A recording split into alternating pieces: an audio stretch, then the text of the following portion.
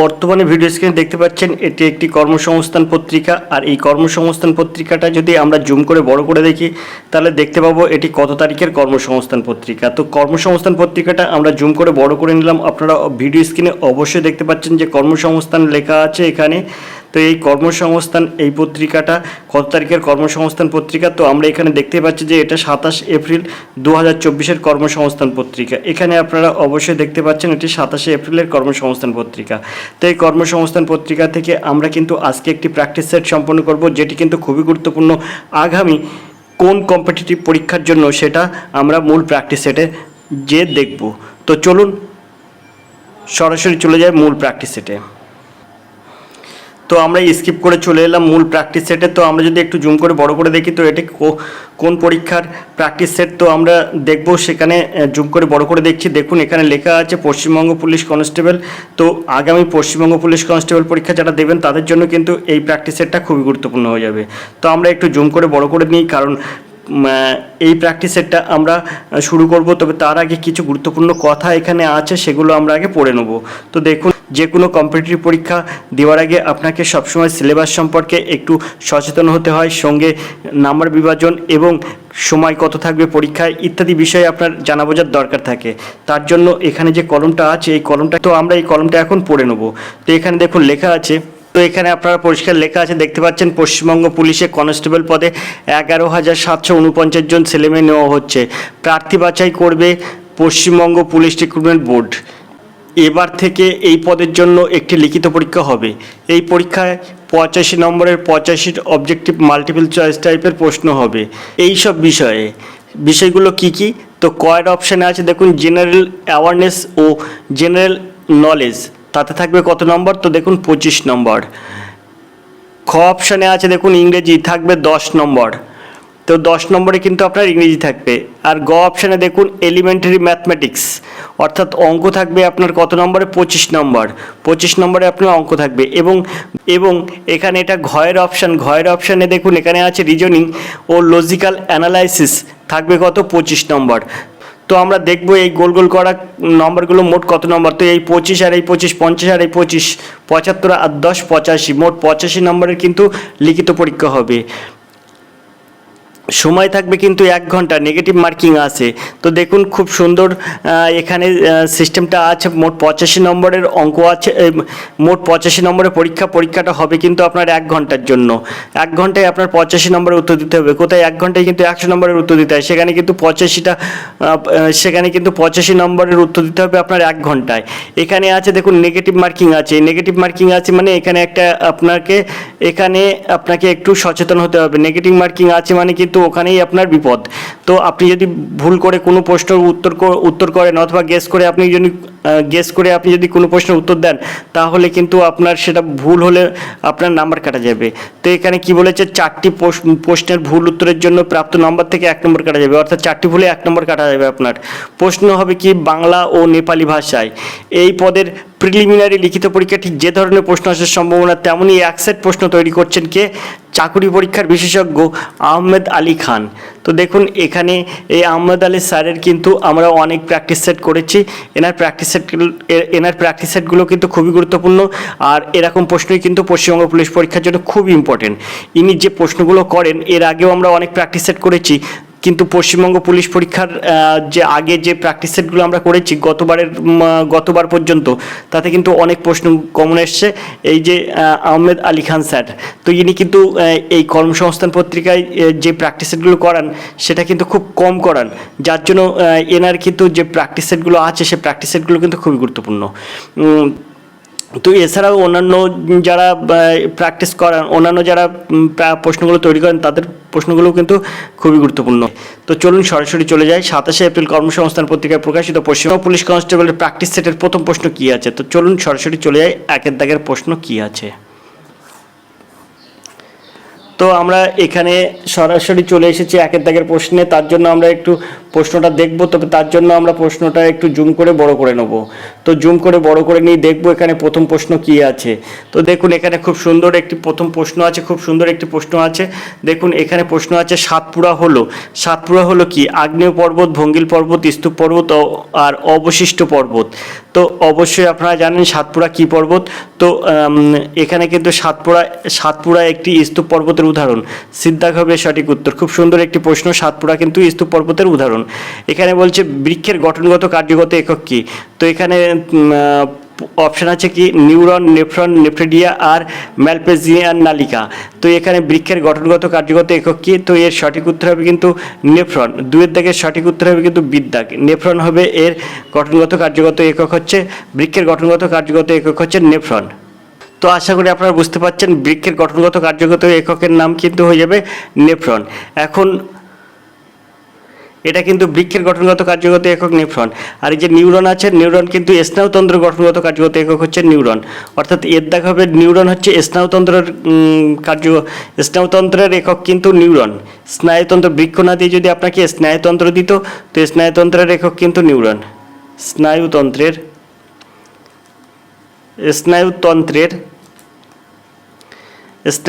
একক কিন্তু হবে এই নিউরন। তো আশা করি আপনারা বুঝতে পেরেছেন। চলে যাবো আমরা 3 দাগের এই প্রশ্নে। প্রশ্ন আছে দেখুন, শিবসমুদ্রম জলপ্রপাত কোন নদীর উপরে গড়ে উঠেছে? সুন্দর একটি প্রশ্ন। শিবসমুদ্রম জলপ্রপাত কোন নদীর উপরে গড়ে উঠেছে? তো কাবেরী, এখানে কৃষ্ণা, এখানে গোদাবরী, এখানে মহানদী। তো দেখুন এই প্রশ্নটার উত্তর আমি কিভাবে সহজে মনে করে রাখতাম। তো শিবের বর আপনি যেহেতু এখানে শিবসমুদ্রম জলপ্রপাত, তাই আমি এটা কিভাবে মনে করে রাখতাম। তো আমি সবসময় এখানে একটা কাবেরী একটা মেয়ের নাম, আর শিব হচ্ছে আমাদের হিন্দু ধর্মের মহাদেব। তো আমি সবসময় শিবের স্ত্রী কাবেরী বা কাবেরীর স্বামী শিব। তো এইভাবে কিন্তু আমি মনে রাখতাম শিব আর কাবেরী, মানে শিবের স্ত্রী কাবেরী। তো শিবসমুদ্রম জলপ্রপাত কাবেরী নদীর উপরে অবস্থিত। এটুকু আপনারা আইডিয়া করতে পারবেন। তো শিবের স্ত্রী কাবেরী, এটুকু আমরা শিবের স্ত্রী কাবেরী। তো আমি এইভাবে কিন্তু মনে করে রাখতাম। তো আপনারাও সেইভাবে মনে করে রাখবেন শিবসমুদ্রম জলপ্রপাত এটা কিন্তু কাবেরী নদীর উপরে অবস্থিত। এর দেখা হবে সঠিক উত্তর। এখন এই কাবেরী নদীটি কোথায় অবস্থিত? তো কাবেরী নদীটি কিন্তু কর্ণাটকে অবস্থিত। কাবেরী নদী কর্ণাটকে অবস্থিত। তো এখানে আপনারা দেখতে পাচ্ছেন এই শিবসমুদ্রম জলপ্রপাত এটি কোথায় অবস্থিত? এটা কিন্তু কর্ণাটকে অবস্থিত শিবসমুদ্রম জলপ্রপাত। এছাড়াও কিন্তু কর্ণাটকের শিমোগা জেলার কুঞ্জিকাল জলপ্রপাত ভারতের কিন্তু সর্বোচ্চ জলপ্রপাত, যার উচ্চতা কিন্তু 1493 ফুট। উচ্চতা 1493 ফুট। তো আশা করি আপনারা বুঝতে পেরেছেন। তো এখানে যে আছে গোদাবরী আর মহানদী, তো এই গোদাবরীকে কিন্তু বলা হয় ভারতের দ্বিতীয় দীর্ঘতম নদী। এটা ভারতের দ্বিতীয় দীর্ঘতম নদী কিন্তু গোদাবরী। গঙ্গা নদী ভারতের প্রথম দীর্ঘতম নদী, তার পরের স্থান কিন্তু এই গোদাবরী। তাই কিন্তু গোদাবরীকে বলা হয় ভারতের দ্বিতীয় গঙ্গা। এটা গোদাবরী কোথায় অবস্থিত? গোদাবরী কিন্তু মহারাষ্ট্রে অবস্থিত। মহারাষ্ট্রে গোদাবরী অবস্থিত। এখন মহারাষ্ট্রের থেকে গোদাবরী কিন্তু মহারাষ্ট্র, তেলেঙ্গানা, অন্ধ্রপ্রদেশ, ছত্তিশগড় এবং উড়িষ্যার রাজ্যের মধ্য দিয়ে এসে কিন্তু শেষ পর্যন্ত বিভিন্ন উপনদী হিসাবে কিন্তু সেটা বঙ্গোপসাগরে, গোদাবরী কিন্তু বঙ্গোপসাগরে পড়েছে। এবারে এখানে দেখুন, এখানে অপশান আছে মহানদী। এই মহানদী কিন্তু পূর্ব মধ্য ভারতের নদী কিন্তু মহানদী। আর এই মহানদী কিন্তু ছত্তিশগড় এবং উড়িষ্যার মধ্য দিয়ে এসে কিন্তু বঙ্গোপসাগরে পড়েছে। আর এই যে মহানদীর ওপরেই কিন্তু বিখ্যাত সেই হীরাকুদ বাঁধ কিন্তু এই মহানদীর উপরেই অবস্থিত। হীরাকুদ বাঁধ। আশা করি আপনারা বুঝতে পেরেছেন। আমরা চলে যাবো 4 দাগের এই প্রশ্নে। তো এখানে 4 দাগের প্রশ্ন আছে, কোনটি ব্যাকটেরিয়া ঘটিত রোগ নয়? এখানে আছে যক্ষা, এখানে আছে গলগণ্ড, পোলিও আর আপনারা আছে কলেরা। তো এই 4টি অপশনের মধ্যে কোনটি সঠিক উত্তর হবে? তো দেখুন এখানে যক্ষা এবং গলগণ্ড এবং কলেরা এটা কিন্তু ব্যাকটেরিয়া ঘটিত রোগ। আর সির অপশন আছে যে পোলিওটা কিন্তু আপনার ভাইরাস ঘটিত রোগ। এখানেও কিন্তু প্রশ্ন বলেছে কোনটি ব্যাকটেরিয়া ঘটিত রোগ নয়। তো এর সঠিক উত্তর হবে সির দাগ, পোলিও। চলে যাবো আমরা 5 দাগ এই প্রশ্ন। পাস্তুরাইজেশন এর মাধ্যমে কাকে জীবাণুমুক্ত করা হয়? স্লাইন, জল, অ্যালকোহল আর দুধ। তো এখানে 5 দাগের সঠিক উত্তর কী হবে? তো অবশ্যই দুধ হবে এর সঠিক উত্তর, ডির দাগ। এটা আপনারা অবশ্যই জানেন, পাস্তুরাইজেশন এর মাধ্যমে কাকে জীবাণুমুক্ত করা হয়? তো দুধকে কিন্তু জীবাণুমুক্ত করা হয় কিন্তু এই পাস্তুরাইজেশনের মাধ্যমে। আশা করি আপনারা বুঝতে পেরেছেন। তো আমরা চলে যাবো 6 দাগের এই প্রশ্নে। 6 দাগের প্রশ্ন কী আছে দেখবো, তবে তার জন্য প্রশ্নটা আমরা একটু উপরের দিকে তুলবো। তো চলুন 6 দাগের প্রশ্নটা একটু উপরের দিকে তুলি। তো এখানে 6 দাগে যে প্রশ্নটা আছে সে প্রশ্নটা দেখুন কত সুন্দর একটি প্রশ্ন আছে। রাজ্যসভার সদস্য পদ লাভ করতে হলে ন্যূনতম কত বছর বয়স রাজ্যসভার সদস্য পদ লাভ করতে হলে ন্যূনতম কত বয়স প্রয়োজন? তো এখানে আছে 18, 30, 25 আর 35। তো সুন্দর একটি প্রশ্ন। তো 6 দাগের সঠিক উত্তর কী হবে? অবশ্যই এখানে 6 দাগের সঠিক উত্তর হবে কিন্তু রাজ্যসভার সদস্য পদ লাভ করতে হলে আপনার ন্যূনতম কত বছর বয়স হতে হবে? তো এখানে হতে হবে কিন্তু 30 বছর বয়স। বিদ্যাক হবে সঠিক উত্তর। সুন্দর একটি প্রশ্ন। চলে যাবো 7 দাগের প্রশ্নে। প্রশ্ন আছে শরক-ই-আজম তৈরি করেন কোন সম্রাট? আকবর, আলাউদ্দিন খিলজি, অশোক, শেরশাহ। তো এই শরক-ই-আজম এটি তৈরি করেন কে? তো এই শরক-ই-আজম তৈরি করেন, তো এখানে শরক-ই-আজম তৈরি করেন কিন্তু সম্রাট শেরশাহ, অর্থাৎ দিদ্দাগ হবে সঠিক উত্তর। আশা করি আপনারা বুঝতে পেরেছেন। 7 দাগের সঠিক উত্তর হবে দিদ্দাগ। শরক-ই-আজম এটি কিন্তু তৈরি করেন শেরশাহ। চলে যাবো 8 দাগের এই প্রশ্নে। 8 দাগের প্রশ্ন কী আছে দেখব। তো দেখুন 8 দাগের প্রশ্ন আছে কোনটি প্রাথমিক বর্ণ নয়? লাল, সবুজ, কমলা, নীল। তো এর মধ্যে কোনটি প্রাথমিক বর্ণ নয়? তো 8 দাগের সঠিক উত্তর কী হবে? তো এখানে এই যে কমলা, এই কমলাটাকে কিন্তু প্রাথমিক বর্ণ বলা যায় না, সেজন্য 8 দাগ হবে এর সঠিক উত্তর। কমলা কিন্তু প্রাথমিক বর্ণ নয়। তো সিদ্ধাগ হবে এর সঠিক উত্তর। আমরা চলে যাব পরের প্রশ্নে। পরের প্রশ্ন আছে 9 দাগের প্রশ্ন। প্রশ্ন কি আছে? কোন জেলাটির সঙ্গে বাংলাদেশের আন্তর্জাতিক সীমান্ত রেখা নেই? কোন জেলাটির সঙ্গে বাংলাদেশের আন্তর্জাতিক সীমান্ত রেখা নেই? দক্ষিণ 24 পরগনা, উত্তর 24 পরগনা, মুর্শিদাবাদ আর নদিয়া। তো এখানে 9 দাগের সঠিক উত্তর কী হবে? তো এখানে 9 দাগের সঠিক উত্তর হবে কিন্তু দক্ষিণ 24 পরগনা। দক্ষিণ 24 পরগনা জেলার সঙ্গে কিন্তু বাংলাদেশের আন্তর্জাতিক সীমারেখা নেই, অর্থাৎ এর দাগ হবে এর সঠিক উত্তর। 9 দাগের এর দাগ হবে সঠিক উত্তর। চলে যাবো আমরা 10 দাগের প্রশ্নে। 10 দাগের যে প্রশ্নটা আছে সেটা দেখুন কত সুন্দর একটি প্রশ্ন আছে। অঙ্কুরিত ছোলাতে কোন ভিটামিন পাওয়া যায়? অঙ্কুরিত ছোলায় কোন ভিটামিন পাওয়া যায়? Vitamin B, vitamin E, vitamin D, vitamin K. তো এখানে 10 দাগের সঠিক উত্তর কী হবে? তো এখানে অঙ্কুরিত ছোলাতে কিন্তু সবসময় ভিটামিন ই পাওয়া যায়। কোন ভিটামিন পাওয়া যায়? তা ভিটামিন কিন্তু ই পাওয়া যায়। তো আশা করি আপনারা বুঝতে পারছেন। বিদ্যাক হবে এর সঠিক উত্তর। ভিটামিন ই কিন্তু অঙ্কুরিত ছোলায় পাওয়া যায়। তো অঙ্কুরিত ছোলাতে ভিটামিন ই পাওয়া যায়। ভিটামিন ইর কিন্তু রাসায়নিক নাম হচ্ছে টোকোফেরল, আর ভিটামিন ডি রাসায়নিক নাম হচ্ছে ভিটামিন ই রাসায়নিক নাম কিন্তু হবে ভিটামিন ই রাসায়নিক নাম কিন্তু টোকোফেরল, আর ভিটামিন ডি রাসায়নিক নাম কিন্তু ক্যালসিফেরল, আর ভিটামিন ই হচ্ছে তেলের দ্রবণীয় ভিটামিন। এটা কিন্তু অঙ্কুরিত ছোলাতে ছাড়াও পাওয়া যায়, কিন্তু আপনার গমের ভুসিতে পাওয়া যায়। গমের ভুসির তেলে কিন্তু এই ভিটামিন ই পাওয়া যায়। এছাড়া কিন্তু দুধ, মাখন এবং ডিমের কুসুমে কিন্তু ভিটামিন ই পাওয়া যায়। তো আশা করি আপনারা বুঝতে পেরেছেন। তো ভিটামিন ই রাসায়নিক নাম টোকোফেরল, ভিটামিন ডি রাসায়নিক নাম ক্যালসিফেরল। তো আমরা চলে যাবো পরের প্রশ্নে। পরের প্রশ্ন দেখবো 11 দাগের প্রশ্ন। তো 11 দাগের প্রশ্ন কী আছে দেখবো, তার জন্য প্রশ্নটা একটু উপরের দিকে তুলব। 11 দাগের তো 11 দাগে যে প্রশ্নটা আছে সেটা দেখুন, মিড ডে মিল প্রকল্প চালু হয় কত সালে? এখানে আছে 1975, 1985, 1995, 2005 সালে। তো মিড ডে মিল চালু হয় কত সালে? তো 11 দাগের সঠিক উত্তর হবে কিন্তু এখানে যা আছে 1995 সালে কিন্তু মিড ডে মিল চালু হয়, অর্থাৎ সিদ্ধাক হবে সঠিক উত্তর। 1995 সালে মিড ডে মিল প্রকল্প চালু হয়। আমরা চলে যাবো 12 দাগের প্রশ্নে। 12 দাগের প্রশ্ন আছে ইলোরা মন্দির কোন রাজবংশ তৈরি করেছিলেন? চোল, পল্লব, রাষ্ট্রকূট, চালুক্য। তো ইলোরা এই মন্দিরটি কোন রাজবংশ তৈরি করেছিল? তো এরা কিন্তু রাষ্ট্রকূটেরা কিন্তু এই ইলোরা মন্দির তৈরি করেছিলেন, অর্থাৎ সিদ্ধাক হবে সঠিক উত্তর। চলে যাবো 13 দাগের এই প্রশ্নে। 13 দাগের প্রশ্ন আছে ভারতের পঞ্চায়েতি রাজ ব্যবস্থার সূচনা হয় 1959, 1960, 1957, 1951। তো এখানে 13 দাগের সঠিক উত্তর কী হবে? তো এখানে 13 দাগের সঠিক উত্তর হবে কিন্তু ভারতের পঞ্চায়েতি রাজ ব্যবস্থার সূচনা হয় কিন্তু 1959 সালে। 1959 সালে কিন্তু ভারতের পঞ্চায়েতি রাজ শুরু হয়। তো 1959 সালে কিন্তু 1959 সাল থেকে কিন্তু পঞ্চায়েত ভোট হয়, 1959 সাল থেকে। তো আশা করি আপনারা বুঝতে পেরেছেন। চলে যাবো 14 দাগের এই প্রশ্নে। প্রশ্ন আছে জেট প্লেন বায়ুমণ্ডলের কোন স্তরে দেখা যায়? জেট প্লেন বায়ুমণ্ডলের কোন স্তরে দেখা যায়? আয়নোস্ফিয়ার, মেসোস্ফিয়ার, ট্রোপোস্ফিয়ার আর স্ট্রাটোস্ফিয়ার। তো এখানে 14 দাগের সঠিক উত্তর কী হবে? তো এখানে কিন্তু স্ট্রাটোস্ফিয়ারে কিন্তু জেট প্লেন দেখা যায়। জেট প্লেন যেটা দেখা যায়, যে স্তর দিয়ে জেট প্লেন যায় সেটা কিন্তু স্ট্রাটোস্ফিয়ারের মধ্য দিয়ে কিন্তু এই জেট প্লেন দেখা যায়। তো ডি দেখাবে সঠিক উত্তর। চলে যাবো আমরা 15 দাগের এই প্রশ্ন আছে ভারতের নেপোলিয়ান নামে কি বিখ্যাত? ভারতের নেপোলিয়ান নামে কে খ্যাত? কনিষ্ক, সমুদ্রগুপ্ত, চন্দ্রগুপ্ত মৌর্য আর স্কন্দগুপ্ত। তো 15 দাগের সঠিক উত্তর কী হবে? ভারতের নেপোলিয়ান কে? তো এখানে সমুদ্রগুপ্তকে কিন্তু বলা হতো ভারতের নেপোলিয়ান নামে পরিচিত ছিলেন সমুদ্রগুপ্ত। ভারতের নেপোলিয়ান নামে পরিচিত ছিলেন কিন্তু সমুদ্রগুপ্ত, অর্থাৎ বিদ্যা হবে সঠিক উত্তর। সমুদ্রগুপ্তকে কিন্তু ভারতের নেপোলিয়ান বলা হতো। চলে যাবো আমরা 16 দাগের এই প্রশ্নে। তবে প্রশ্নটা দেখবো, 16 দাগের প্রশ্ন দেখবো, তবে প্রশ্নটা আমরা একটু উপরের দিকে তুলবো। তো আপনারা যে প্র্যাকটিস সেটটা দেখছেন সেটা কিন্তু 27শে এপ্রিল কর্মসংস্থান পত্রিকা থেকে কিন্তু নেওয়া হয়েছে। আর এই প্র্যাকটিস সেটটা খুবই গুরুত্বপূর্ণ যারা ওয়েস্ট বেঙ্গল পুলিশ পরীক্ষা দেবেন আগামীতে, যারা ওয়েস্ট বেঙ্গল পুলিশ পরীক্ষা দেবেন তাদের জন্য এই প্র্যাকটিস সেটটা খুবই গুরুত্বপূর্ণ। আজকে আমরা দেখছি ওয়েস্ট বেঙ্গল পুলিশ পরীক্ষার একটি প্র্যাকটিস সেট, যেটি কিন্তু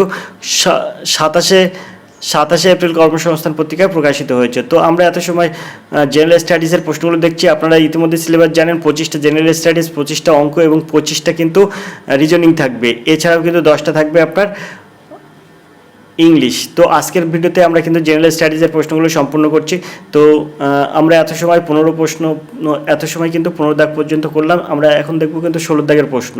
তো জেনারেল স্টাডিজের সাথে সাথে কিন্তু আমরা আজকের ভিডিওতে দেখব ইংলিশ প্রশ্নের সমাধান। তো এখানে আমরা 16 দাগের প্রশ্ন দেখব। তো 16 দাগের প্রশ্ন কী আছে দেখব। তো 16 দাগের প্রশ্ন আছে দেখুন, উদ্ভিদের কোন অংশ থেকে জাফরান পাওয়া যায়? সুন্দর একটি প্রশ্ন। জাফরান কোন অংশ থেকে পাওয়া যায়? উদ্ভিদের কোন অংশ থেকে জাফরান পাওয়া যায়? জাফরান একটা মশলা হিসেবে কিন্তু এটা বাজারে বিক্রি হয় জাফরান। তো এখানে আছে রেণু, পরাগধানী, গর্ভমুণ্ড, পুংকেশর। তো এই জাফরানটা জাফরান কোন অংশ থেকে পাওয়া যায়? উদ্ভিদের কোন অংশ থেকে পাওয়া যায়? তো এখানে 16 দাগের সঠিক উত্তর কী হবে? তো এখানে 16 দাগের সঠিক উত্তর হবে কিন্তু এই দেখুন গর্ভমুণ্ড আছে, গর্ভমুণ্ড কিন্তু এর সঠিক উত্তর। জাফরান পাওয়া যায় কিন্তু গর্ভমুণ্ড থেকে। সিদ্ধাগ হবে সঠিক উত্তর। জাফরান পাওয়া যায় ফুলের গর্ভমুণ্ড থেকে কিন্তু পাওয়া যায় এই জাফরান। তো আশা করি আপনারা বুঝতে পেরেছেন, এটি কিন্তু খুবই ব্যবহৃত হয় মশলা হিসাবে। জাফরান বিরিয়ানিতেও কিন্তু এই জাফরান ব্যবহার করা হয়। আমরা চলে যাব পরের প্রশ্নে। পরের প্রশ্ন দেখব কি আছে। 17 দাগের প্রশ্ন। 17 দাগের প্রশ্ন আছে ভারতের সর্বোচ্চ জলপ্রপাত কোন রাজ্যে অবস্থিত? সর্বোচ্চ জলপ্রপাত। তো এখানে দেখুন কর্ণাটক, কেরল, অন্ধ্রপ্রদেশ এবং হিমাচল প্রদেশ। তো এখানে ভারতের সর্বোচ্চ জলপ্রপাত কোন রাজ্যে অবস্থিত? তো 17 থেকে সঠিক উত্তর কী হবে? একটু আগে কিন্তু আমরা আলোচনা করে দিলাম যে ভারতের সর্বোচ্চ জলপ্রপাত আছে কিন্তু এই কর্ণাটকে কিন্তু ভারতের সর্বোচ্চ জলপ্রপাত। একটু আগে কিন্তু আমরা এই প্রশ্নের সমাধানটা করলাম। একটু আগে আপনাদের কিন্তু আমি বলে দিলাম যে কুঞ্চিকাল জলপ্রপাত, যেটা কিন্তু কর্ণাটকে অবস্থিত এবং এটি কিন্তু ভারতের সর্বোচ্চ জলপ্রপাত, কুঞ্চিকাল জলপ্রপাত। আর এটি কিন্তু কর্ণাটকের শিমোগা জেলার বারাহি নদীর দ্বারা তৈরি। তো কুঞ্চিকাল জলপ্রপাত কিন্তু ভারতের সবচেয়ে উচ্চতম জলপ্রপাত হচ্ছে কুঞ্চিকাল জলপ্রপাত। এটা কিন্তু কর্ণাটক রাজ্যে অবস্থিত। আর এটার উচ্চতা কিন্তু এর উচ্চতা কিন্তু 445 মিটার, আর ফুটে গেলে 1493 ফুট এফটি। তো আশা করি আপনারা বুঝতে পেরেছেন, কুঞ্চিকাল জলপ্রপাত কিন্তু ভারতের উচ্চতম জলপ্রপাত। তো আমরা চলে যাবো 18 দাগের এই প্রশ্নে। 18 দাগের প্রশ্ন আছে জাতীয় আয়ের বিষয়টি প্রথমবার কে উত্থাপন করেন? সুভাষচন্দ্র বোস, দাদাভাই নৌরোজি, মহাত্মা গান্ধী, জওহরলাল নেহরু। তো এর মধ্যে সঠিক উত্তর কী হবে? তো 18 দাগের সঠিক উত্তর হবে কিন্তু দাদাভাই নৌরোজি। জাতীয় আয়ের বিষয়টি প্রথমবার কে উত্থাপন করেন? তো বিদ্যাগ হবে এর সঠিক উত্তর। দাদাভাই নৌরোজি এর সঠিক উত্তর। চলে যাবো 19 দাগের এই প্রশ্নে। প্রশ্ন আছে প্রথম বাঙালি মহিলা পাইলট এর নাম কি? দুর্গা বন্দ্যোপাধ্যায়, উষা ঘোষ, ইলা মজুমদার আর দুর্বা বন্দ্যোপাধ্যায়। তো এখানে দুর্গা বন্দ্যোপাধ্যায় আছে এর অপশানে, আর দুর্বা বন্দ্যোপাধ্যায় আছে ডির অপশানে। তো এখানে 19 দাগের সঠিক উত্তর কী হবে? তো 19 দাগের সঠিক উত্তর হয়ে যাবে কিন্তু দুর্বা বন্দ্যোপাধ্যায়। ইনি কিন্তু প্রথম বাঙালি মহিলা পাইলট কিন্তু দুর্বা বন্দ্যোপাধ্যায়। ডির দাগ হবে সঠিক উত্তর। আশা করি আপনারা বুঝতে পেরেছেন। চলে যাবো আমরা 20 দাগের এই প্রশ্নে। তো 20 দাগের প্রশ্নটা দেখবো, তার জন্য প্রশ্নটা আমরা একটু উপরের দিকে তুলবো। তো 20 দাগের যে প্রশ্নটা আছে সেই প্রশ্নটা কত সুন্দর একটি প্রশ্ন আছে দেখুন।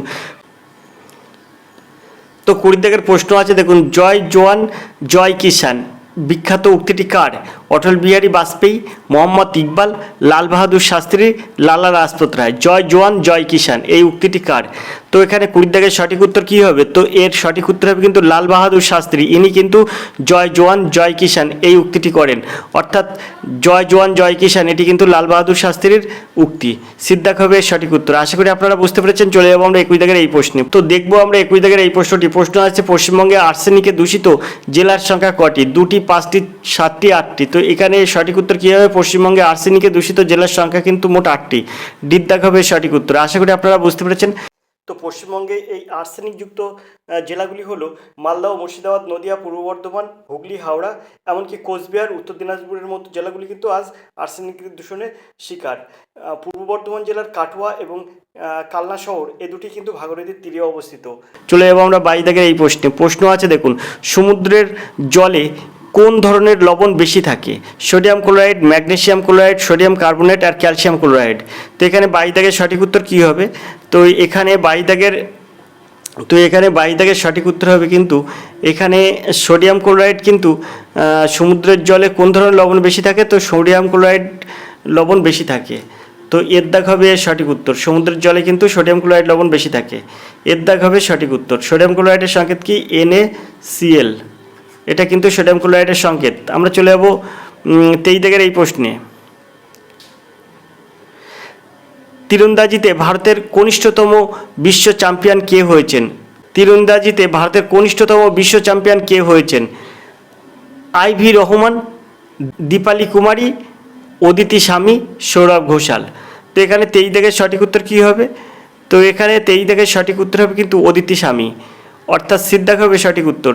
তীরন্দাজিতে ভারতের কনিষ্ঠতম বিশ্ব চ্যাম্পিয়ন হয়েছেন কিন্তু অদিতি স্বামী। অদিতি স্বামী কিন্তু এর সঠিক উত্তর। তো এই অদিতি স্বামী এনার বাড়ি কোথায়? তো এনার কিন্তু বাড়ি কিন্তু মহারাষ্ট্রের সাতারায় কিন্তু এনার বাড়ি। মহারাষ্ট্রের সাতারায় বাড়ি।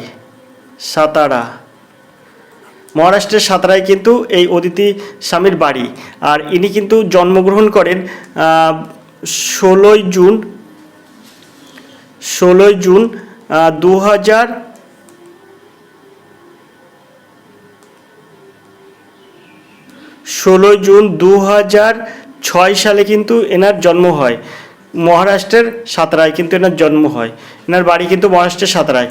আর অদিতি স্বামীর ফুল নাম হচ্ছে অদিতি গোপীচাঁদ স্বামী। অদিতি স্বামীর সম্পূর্ণ নাম হচ্ছে অদিতি গোপীচাঁদ স্বামী। তো আশা করি আপনারা বুঝতে পেরেছেন। আমরা চলে যাবো পরের প্রশ্নে, 24 দাগের প্রশ্নে। তো প্রশ্নটা দেখবো, তার জন্য প্রশ্নটা একটু উপরের দিকে তুলব। তো এখানে 24 দাগের প্রশ্ন আছে দেখুন। 24 দাগের সুন্দর একটি প্রশ্ন আছে, সশস্ত্র সীমাবল কোথায় 54 ফুট উঁচু জাতীয় পতাকা উন্মোচন করেছে? তো এখানে শিলিগুড়ি, সিকিম, গোয়া, লাদাখ। সুন্দর একটি প্রশ্ন, এটা কিন্তু কারেন্ট অ্যাফেয়ার্স থেকে আসবে। সশস্ত্র সীমাবল কোথায় 54 ফুট জাতীয় পতাকা উন্মোচন করেছেন? তো এর সঠিক উত্তর কী হবে? তো 24 দাগের যে প্রশ্নটা আছে তার সঠিক উত্তর কী হবে?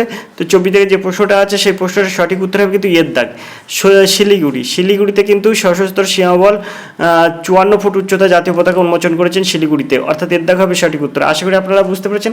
চলে যাবো আমরা 25 দাগের এই প্রশ্নে। প্রশ্ন আছে দেখুন, ভারতের প্রথম ইকো ফ্রেন্ডলি ডেবিট কার্ড চালু করেছে কোন সংস্থা?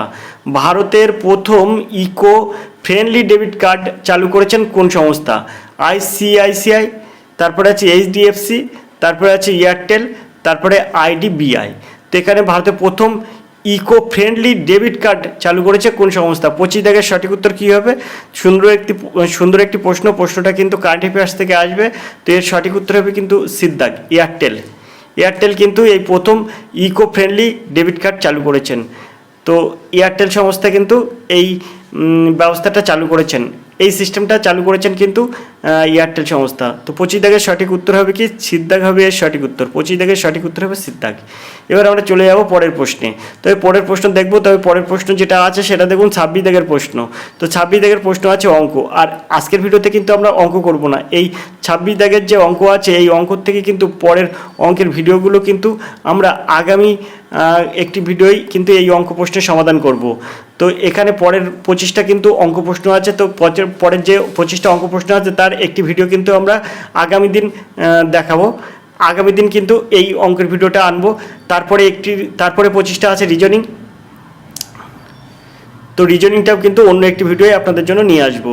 তো আমরা এখন যেটা দেখব সেটা হচ্ছে, এখানে আমরা 25টা পর্যন্ত জেনারেল স্টাডিজের প্রশ্ন করলাম, জেনারেল স্টাডিজের প্রশ্ন 25টা সমাধান করলাম।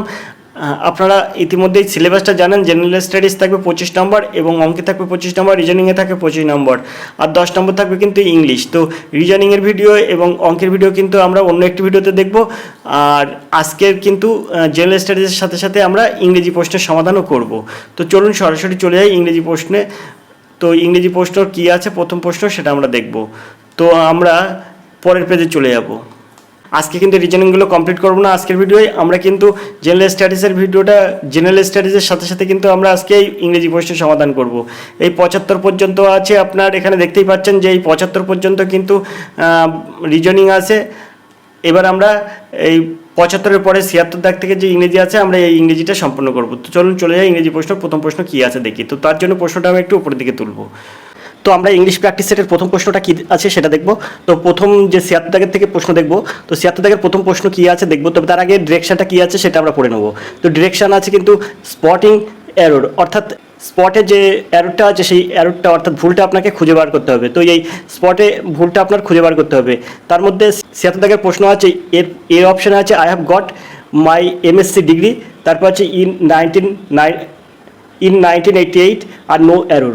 তো এখানে যে অপশানগুলো আছে এই অপশানগুলোর মধ্যে আপনাকে খুঁজে বার করতে হবে কোনটি ভুল আছে।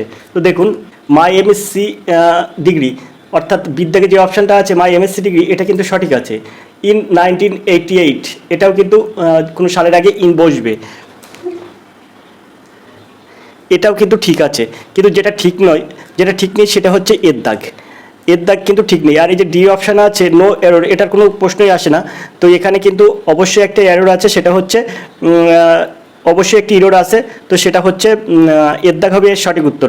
আই হ্যাভ গট হয় না, মানে আই গট হয় আমি পেয়েছি। আশা করি আপনারা বুঝতে পেরেছেন। তো 76 দাগের এর দাগ হবে এর সঠিক উত্তর, এটা ভুল আছে। আমরা চলে যাব 77 দাগের প্রশ্নে। তার আগে ডিরেকশন কী আছে সেটা পড়ে নেব। ডিরেকশন আছে কি, direction in the following question choose the word which is the exact opposite of the given words. তো এখানে আপনার যে নিচে যে ওয়ার্ডটা আছে এই ওয়ার্ডের এক্সাক্ট বিপরীত শব্দ কী আছে সেটা আপনাকে খুঁজে বার করতে হবে এই অপশান থেকে। তো আশা করি আপনারা বুঝতে পেরেছেন। তো আমরা 77 দাগের প্রশ্নটাই দেখব, ওয়ার্ডটা কী আছে। তো 77 দাগের আছে কিন্তু ওবেইং এই কথাটার অর্থ কী। তো এই ওবেইং এই কথাটার অর্থ কিন্তু আপনার অনুগত্য করা, এটা বাংলা মানে হয়ে যাবে অনুগত্য করা। তো এখানে এর অপশানে আছে অর্ডারিং, তার মানে অর্ডার করা। তারপর ফলোয়িং মানে অনুসরণ করা। তারপরে দেখুন রিফিউজিং প্রত্যাখ্যান করা। আর তারপরে আছে হচ্ছে কন্ট্রাডিক্টিং।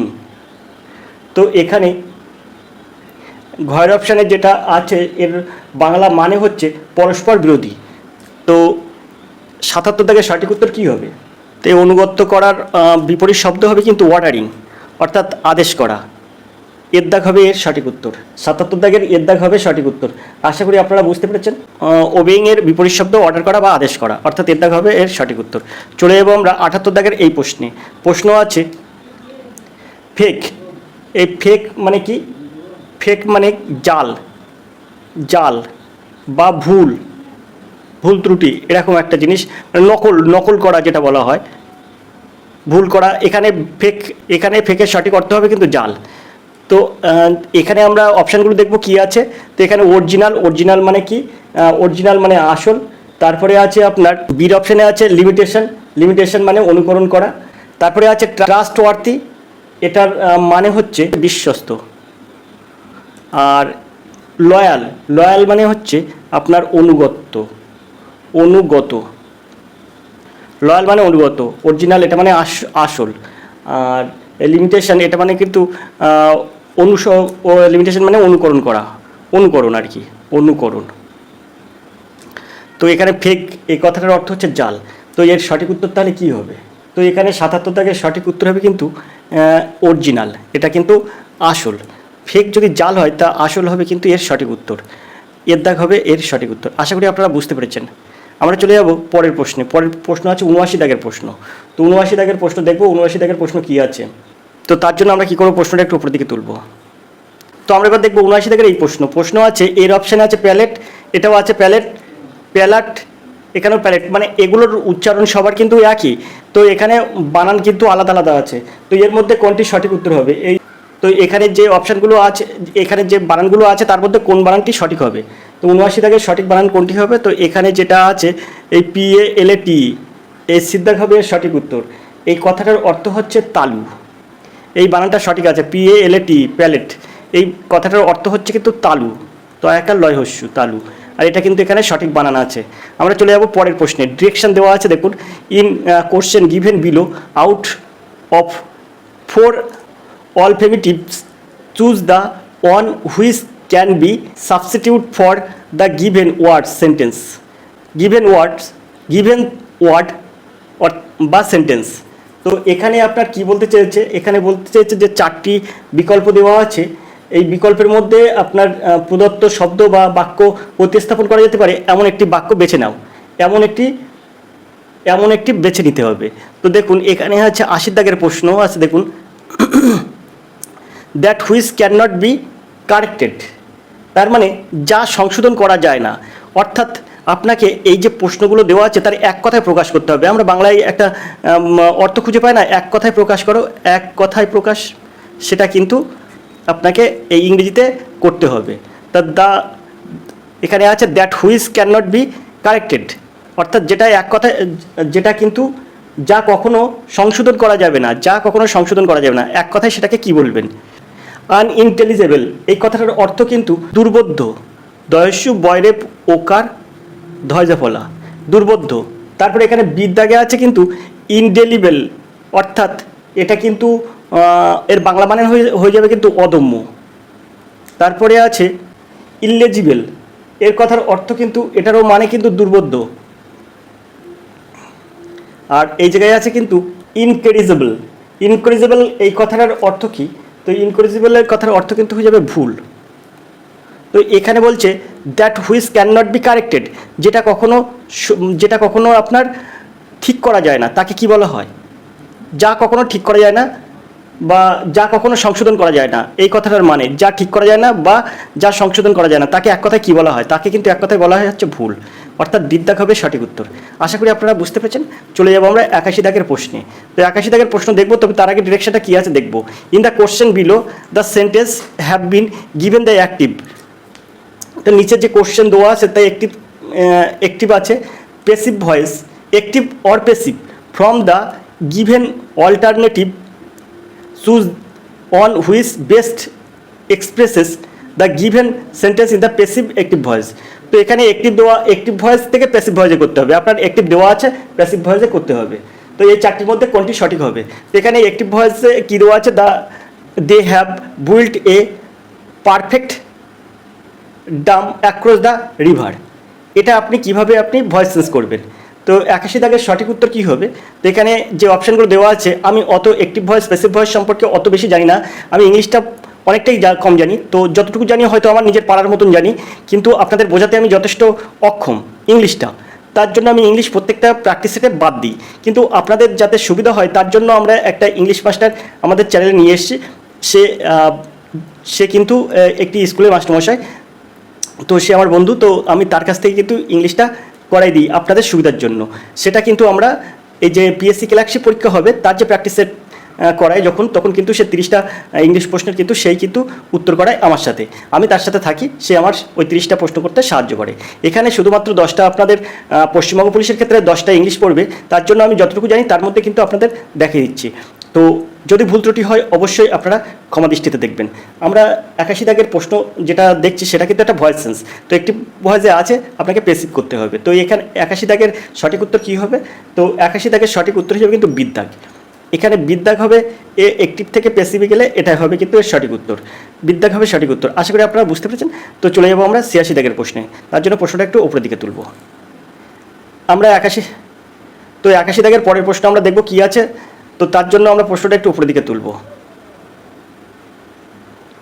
তো দেখুন এবার যে প্রশ্নটা আছে সেটা হচ্ছে ৮২ দাগের প্রশ্ন।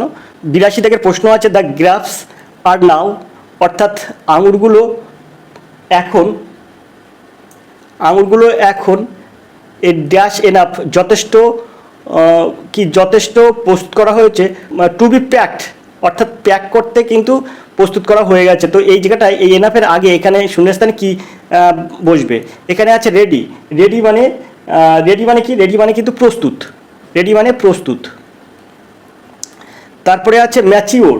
ম্যাচিওর মানে কিন্তু পরিপক্ক, অবশ্যই আপনারা এ বিষয়ে জানেন, পরিপক্ক। তারপরে আছে রিপ। এই রিপ কথার অর্থ কিন্তু পাকা। আর তারপরে আছে অ্যাডভান্সড। অ্যাডভান্স মানে উন্নত করা। তো 86 দাগের সঠিক উত্তর হয়ে যাবে কিন্তু সিদ্ধার্থ, অর্থাৎ রিপ। এখানে বসবে কিন্তু রিপ, RIP।